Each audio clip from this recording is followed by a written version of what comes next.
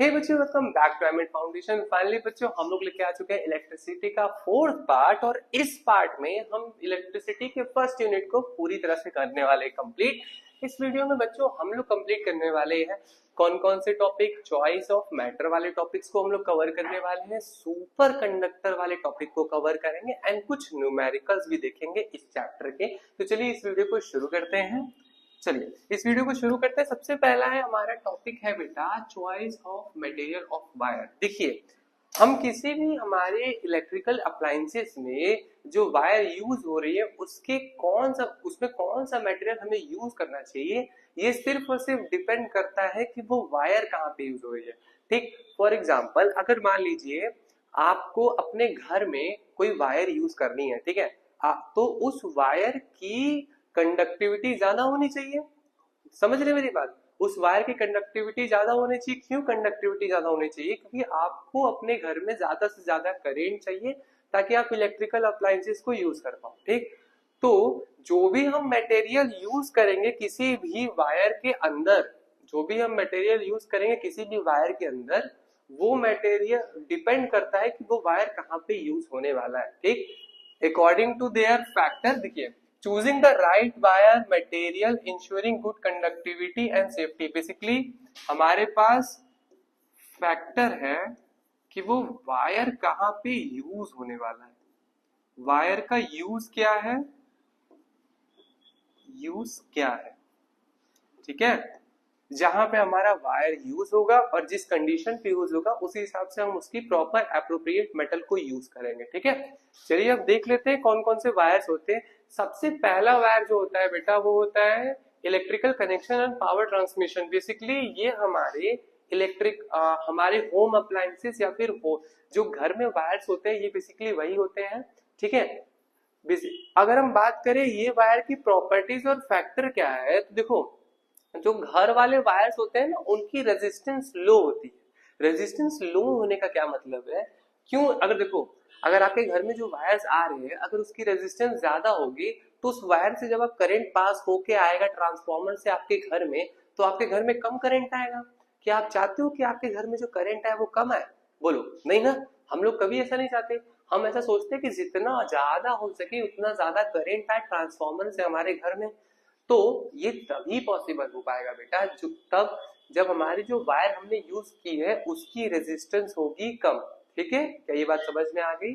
ठीक, तो यहाँ पे जो ये हम लोग यूज करते हैं कॉपर वायर, जो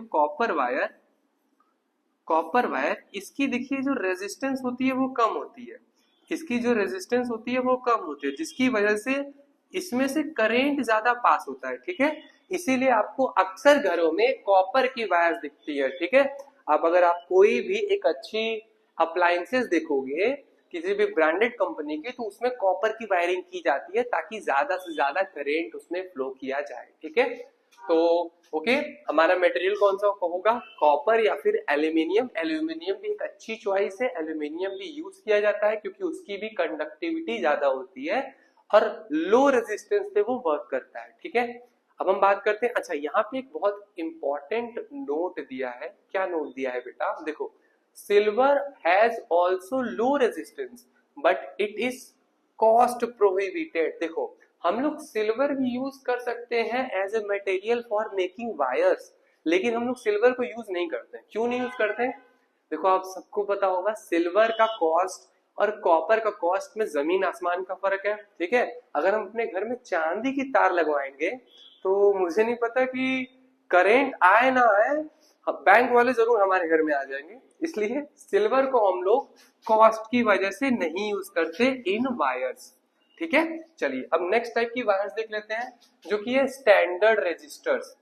देखिए, अब स्टैंडर्ड रेजिस्टर्स एक ऐसी वायर्स होती है बेटा जिसका जो रेजिस्टेंस होता है वो हाई होता है। ठीक है, और ये टेम्परेचर स्टेबल भी होते हैं। रेजिस्टेंस हाई और टेम्परेचर स्टेबल का क्या मतलब है कि ये जो वायर्स होती है इनकी रेजिस्टेंस हाई होगी, इसमें से जो करंट फ्लो करेगा वो कम करंट फ्लो करेगा। ठीक है, अब इसमें कौन कौन सा मटेरियल यूज किया जाता है? इसके अंदर यूज किया जाता है मैग्नीन। ठीक है, मैग्नीन एक ऐसा मटेरियल है जिसका रेजिस्टेंस हाई होता है और टेम्परेचर स्टेबल होता है। टेम्परेचर स्टेबल से क्या मतलब है कि देखो अगर टेम्परेचर बढ़े या फिर घटे, कोई भी इफेक्ट उसका रेजिस्टेंस पर ज्यादातर देखने को नहीं मिलता है, ठीक है। बस यही इसका वो है कॉन्सेप्ट। अगर हम बात करें रियल लाइफ एग्जांपल्स की, तो आपने ये जरूर देखा होगा, ये इलेक्ट्रिशियन के पास होता है, ये है एक्चुअली मल्टीमीटर, इसको कहते हैं मल्टीमीटर, इसको कहते हैं मल्टीमीटर, ठीक है। अब देखो ये मल्टीमीटर होता क्या है, एक बेसिकली इलेक्ट्रिकल डिवाइस होता है जो कि इलेक्ट्रिशियन यूज करते हैं करंट को मेजर करने के लिए, वोल्टेज को मेजर करने के लिए, ठीक है। इसके अंदर ना जो रियोस्टेट होता है, इसके अंदर जो रेजिस्टर होता है, इसके अंदर जो रेजिस्टर होता है, जो रेजिस्टर होता है वो बना होता है मैग्नीन से, वो बना होता है मैग्नीन से, ठीक है। वो बना होता है मैग्नीन से। मैग्नीन मटेरियल कहाँ गया, ये रहा, ठीक है। तो इस मल्टीमीटर में हम लोग मैग्नीन का यूज करते हैं स्टैंडर्ड रेजिस्टर्स को बनाने के लिए, ठीक है। चलिए अब नेक्स्ट टाइप की वायर देख लेते हैं जो कि है फ्यूज वायर। देखो फ्यूज सबके घर में लगा ही होगा, ठीक है। आपने फ्यूज के अंदर एक पतली सी वायर भी देखी होगी, ये वाली जो यहाँ पे लगी है, ठीक है। इसमें भी देखो इस तरह लगी होती है फ्यूज वायर। तो ये देखो जो फ्यूज वाली वायर होती है, इनकी प्राइमरी कंडीशन या फिर प्राइमरी फैक्टर क्या है, इनका प्राइमरी फैक्टर ये है कि अगर इनका टेम्परेचर हाई टेम्परेचर पे ये मेल्ट हो जाएंगे, हाई टेम्परेचर पे मेल्ट हो जाएंगे, हाई टेम्परेचर पे मेल्ट हो जाएंगे ना, बेसिकली तभी ना हमारे घर को बचा पाएंगे। देखो जब भी हमारे यहाँ पे कहीं भी इलेक्ट्रिकल शॉर्ट सर्किट होता है तो ये फ्यूज ऑटोमेटिकली बर्न आउट हो जाता है और हमारे घर को सेव कर लेता है, होता है ये। लेकिन अगर मैं तुमसे ये बोलूं कि कोई एक ऐसा फ्यूज में वायर लगा देते हैं जिसमें जिसकी जिसकी मेल्टिंग पॉइंट बहुत ज्यादा हो, तब क्या होगा। मेल्टिंग पॉइंट ज्यादा का मतलब समझ रहे हो बेटा, कि जितना ज्यादा टेम्परेचर हो जाएगा तब भी वो वायर ब्रेक नहीं होगा, ठीक है। फ्यूज में हम हमेशा एक ऐसा वायर यूज करते हैं जिसका लो मेल्टिंग पॉइंट होता है, जिसका क्या होता है बेटा, low melting point. Low melting point in the sense, क्योंकि देखो, क्योंकि फ्यूज के अंदर रेजिस्टेंस ज्यादा होता है और लो मेल्टिंग पॉइंट वाली कंडीशंस होती है, ठीक। रेजिस्टेंस ज्यादा क्यों होता है, अब देखो ऐसा समझो कि मान लो तुम्हारे ट्रांसफार्मर से तुम्हारे घर में लाइट आई, ठीक। जब ट्रांसफार्मर से तुम्हारे घर में लाइट आई तो वो फ्यूज के थ्रू पास होगी। फ्यूज का हाई रेजिस्टेंस है तो रेजिस्टेंस की वजह से डेवलप्ड क्या होगा, रेजिस्टेंस की वजह से डेवलप्ड होगा हीट, रेजिस्टेंस की वजह से डेवलप्ड होगा हीट, और हीट की वजह से टेम्परेचर इंक्रीज होगा, हीट की वजह से टेम्परेचर इंक्रीज होगा। अब टेम्परेचर इंक्रीज होगा तो जो वायर है वो बेल्ट करना कोशिश करेगा, ठीक है। अगर हम एक लो मेल्टिंग पॉइंट वाला वायर लगाएं तो अगर बहुत ज्यादा टेम्परेचर में इंक्रीज हुआ तो वायर मेरा मेल्ट हो जाएगा और मेरा घर बच जाएगा, ठीक। ये सिर्फ और सिर्फ एक कंडीशन में होगा, जब भी कहीं इलेक्ट्रिकल शॉर्ट सर्किट होगा तभी यहाँ पे टेम्परेचर बहुत ज्यादा इंक्रीज होगा और ये तार जो है तुरंत मेल्ट हो जाएगा, ठीक है। और फ्यूज में बेसिकली हम लोग यूज करते हैं alloy, alloy of lead and tin, मतलब इन दोनों के कॉम्बिनेशन का एक एलॉय यूज करते हैं लीड और टिन का, ठीक है। दैट्स इट, ये था हमारा फ्यूज का कॉन्सेप्ट। चलिए अब अगले नेक्स्ट वायर की तरफ देख लेते हैं जो कि है फिलामेंट ऑफ इलेक्ट्रिक बल्ब। देखिए ये वाली इलेक्ट्रिक बल्ब आप सबने देखी होगी, इसका जो ये फिलामेंट है, फिलामेंट, फिलामेंट, इसका ये जो फिलामेंट है, ठीक है, इस फिलामेंट की भी कुछ प्रॉपर्टीज होती हैं। क्या ये एक हाई टेम्परेचर पे ऑपरेट होता है, क्या होता है, एक हाई टेम्परेचर पे ऑपरेट होता है, दूसरा हाई रेजिस्टेंस वाला होता है। तो इसके लिए हम लोग यूज करते हैं टंगस्टन। आपने शायद बचपन में जीके के बुक में पढ़ा भी होगा कि जो टंगस्टन मटेरियल से हमारे फ्यूज बल्ब के फिलामेंट्स बनते हैं, ठीक है। अब देखिए इसकी क्राइटेरिया क्या है, इसका मेल्टिंग पॉइंट बहुत ज्यादा होता है। मेल्टिंग पॉइंट ज्यादा का क्या मतलब है, जितना ज्यादा टेम्परेचर हो जाए तब भी ये जल्दी मेल्ट नहीं करता ना। जैसे 100 वाट वाला बल्ब अगर मान लीजिए बहुत देर तक भी जलता है तो उसके अंदर का जो फिलामेंट होता है वो हाई टेम्परेचर पे ऑपरेट करने के बाद भी मेल्ट नहीं करता, ठीक है। तो ये तो मेरा हो गया टंगस्टन और can withstand high temperature without melting, ये पॉइंट हमने कवर कर लिया, रियल लाइफ एग्जांपल हमने देख लिया। चलिए नेक्स्ट करते हैं। ओके, इलेक्ट्रिकल अप्लायंसेस में अब देख लेते हैं कौन से मटेरियल यूज होते हैं फॉर वायरिंग। अगर हम बात करें टोस्टर एंड आयरन या फिर कोई भी इलेक्ट्रिकल डिवाइस जिसमें कि हीटिंग इफेक्ट यूज होता है, उन सारे इलेक्ट्रिकल डिवाइसेस में एक ऐसा वायर होता है जिसका हाई स्पेसिफिक रेजिस्टेंस होता है। हाई स्पेसिफिक रेजिस्टेंस से क्या मतलब है, आपको मैंने लास्ट वीडियो में एक चीज पढ़ाई थी, स्पेसिफिक रेजिस्टेंस। स्पेसिफिक रेजिस्टेंस अगर आपको याद होगा, मैंने आपको बोला था इसी को और कुछ नहीं बोलते बेटा, इसको बोलते हैं रो, या फिर इसी को बोलते हैं रेजिस्टिविटी। इसी को क्या बोलते हैं, रेजिस्टिविटी। और रेजिस्टिविटी क्या थी, लास्ट वीडियो अगर देखा होगा तो आपको याद होगा, रेजिस्टिविटी कुछ नहीं थी, रेजिस्टेंस थी एक यूनिट लेंथ ऑफ वायर और एक उसका क्रॉस सेक्शन एरिया भी 1 मीटर स्क्वायर होना चाहिए। ठीक है, तो जिस वायर की रेजिस्टिविटी हाई होगी उस वैसा टाइप का जिस मटेरियल की रेजिस्टिविटी हाई होगी वैसा टाइप का मटेरियल हम लोग यूज करेंगे इन दोनों इलेक्ट्रिकल अप्लायंसेस में। ठीक है, अब देखिए मेरा मटेरियल कौन सा है, निक्रोम। कौन सा है, निक्रोम। तो निक्रोम यूज होता है इन दोनों में। निक्रोम एक ऐसा मटेरियल है बेटा जिसकी ना इस रेजिस्टिविटी हाई होती है, इसकी रेजिस्टिविटी बहुत हाई होती है। ठीक है, और निक्रोम हमारे इन अप्लायंसेस में यूज होता है। Resistance increases significantly with temperature, ideal for heating. Okay, अब देखो निक्रोम में क्या होता है कि इसका जो रेजिस्टेंस है, निक्रोम का जो रेजिस्टेंस है वो टेम्परेचर के साथ बढ़ता रहता है, नॉट डायरेक्टली प्रोपोर्शनल में होता है। मान लीजिए थोड़ा सा टेम्परेचर इंक्रीज किया तो उसमें हल्का सा रेजिस्टेंस भी इंक्रीज हो जाता है। ठीक है, तो ये हो गया मेरा निक्रोम वाला पार्ट। अब देखिए सबसे important part and very interesting part is super conductor. जैसा इसका नाम है वैसा इसका काम है मेरे बच्चों। सुपर कंडक्टर पहले समझते होता क्या है। देखो हमें कोई भी टॉपिक को समझने से पहले ये समझना चाहिए कि वो एक्चुअली में चीज क्या है। ठीक है, वो एग्जिस्टेंस है कि प्रॉपर्टी है क्या। देखो सुपर कंडक्टर बेटा मेरा एक कंडक्टर ही होता है। क्या चीज, सुपर कंडक्टर एक कंडक्टर ही होता है। सबसे पहली चीज, super conductor is nothing but A type of conductor, a type of conductor, type of conductor. ठीक है, सुपर कंडक्टर भी एक कंडक्टर ही होता है, लेकिन उस कंडक्टर का अगर हम टेम्परेचर को डिक्रीज करें, एक पॉइंट तक ले जाए उसके टेम्परेचर को, तो उसकी जो रेजिस्टेंस होती है वो ना के बराबर हो जाती है। यस बच्चों, ना के बराबर। मतलब a super conductor is a material that exhibit zero electrical resistance and infinite conductivity at very low temperature। मतलब कि एक ऐसा कंडक्टर जिसका आपने टेम्परेचर बहुत कम कर दिया। ठीक है, हमको पता है कि देखो टेम्परेचर बढ़ाओगे रेजिस्टेंस बढ़ता है, टेम्परेचर घटाओगे रेजिस्टेंस घटता है। तो अगर हम टेम्परेचर किसी कंडक्टर का बहुत कम ले जाए, ठीक इतना कम ले जाए कि उसकी रेजिस्टेंस 0 हो जाए, तो हम बोलेंगे कि वो एक सुपर कंडक्टर बन चुका है। ठीक, और कुछ नहीं सुपर कंडक्टर, दैट्स इट।